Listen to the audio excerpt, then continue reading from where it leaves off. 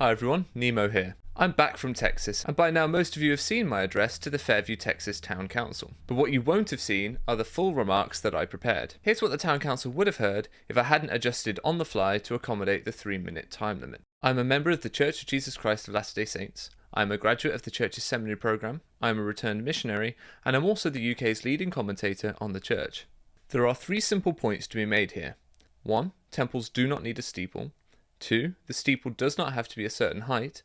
And 3. Architectural design is secondary to the temple's primary purpose. The church currently has 199 temples that are either operating, being refurbished, or awaiting dedication. All of these are equal in their value to Latter-day Saint worship. They all provide access to the same covenants and ordinances. There are several prominent examples of temples with no steeple at all. Mesa, Arizona, Cardston, Alberta, Leh, Hawaii, and most recently, Paris, France. Of those temples that do have a steeple, the shortest is just 54 feet in Freiburg, Germany. In North America, it is the 60-foot Snowflake, Arizona temple. In fact, almost 90% of the church's temples have a steeple shorter than the proposed 173 feet and 8 inches. It is eminently acceptable to the church in almost 90% of cases to have a steeple shorter than what they are asking for in Fairview. The shortest temple the church has ever built is the Paris, France temple, at just 42 feet tall with no spire, yet it has a square footage of 44,175 square feet, the same as the proposed temple in Fairview. The church has built a temple of comparable square footage that is around 4 times shorter than what they're proposing here,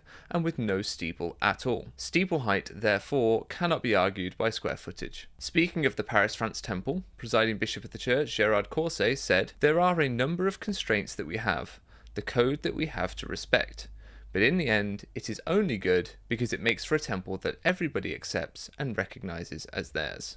The presiding bishop of the LDS Church publicly declared that respect for planning code and constraints is a good thing, because it makes for a temple that everybody accepts and recognizes as their own. Where is that attitude here? Furthering Bishop Causse's point, the church has said, a temple's design, both internal and external, is secondary to its primary purpose. The prophet and president of the church, Russell M. Nelson, said it more plainly in 2022. It's not the location, it's not the architecture, it's the ordinances inside. I've heard many claims that this steeple variance is required by LDS beliefs, and that is simply not true. The president and prophet of the church has taught just 2 years ago that it's not the architecture, it's the ordinances inside. The actions of local church leaders therefore are not in harmony with the teachings of church prophets. I do not know why the church's local leaders and legal representatives seem to be ignoring the plain teachings of the president of the church by spreading the notion that the height of the steeple is part of our religious observance. What I can say, categorically, as a member of the Church of Jesus Christ of Latter-day Saints,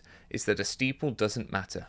It never has. Before this controversy and similar ones across the country, the idea that steeple height is part of Latter-day Saint religious observance was entirely alien to me. Instead, I've known my entire life that some temples have steeples and some do not. Some have tall steeples and others short. LDS Apostle David A. Bednar summarized it best in April 2023 when he said regarding temples, "Who cares what the size is, if you have access to the same covenants and ordinances?" I can also say as a Latter-day Saint and former temple ordinance worker that there's not a single facet of temple worship, from baptisms to marriage, that would be impeded by a restriction on steeple height. Members have access to the same covenants and ordinances regardless of steeple height or temple size. Therefore, no unreasonable burden is placed on the religious worship of Latter-day Saints by denying the proposal and continuing to limit the height of religious buildings in the town to 68 feet. This is, after all, the precedent set by the exemption given to none other than the church themselves for their meeting house on Stacy Road. The idea that the beneficiaries of the tallest religious exemption in Fairview can even consider legal action on the basis of religious persecution is frankly laughable. I know there will likely be other members of the church or church officials that will disagree with me, but you should review any substantiation they can offer for their claims beyond threatening a potential lawsuit. A temple, properly zoned and proportioned, can be a beautiful addition to a town. A temple put there by lawsuit is an ugly reminder of bad faith. I want the residents of Fairview to see the best of my religion, and I can only apologise that thus far, you have seen the worst. Thank you for your time, gentlemen. Now, before I knew there would be any time limit at all, I produced a 10-minute speech, and if you'd like to hear that, let me know in the comments. And so you don't miss my full video covering the trip to Texas and the rest of the town council meeting, be sure to subscribe.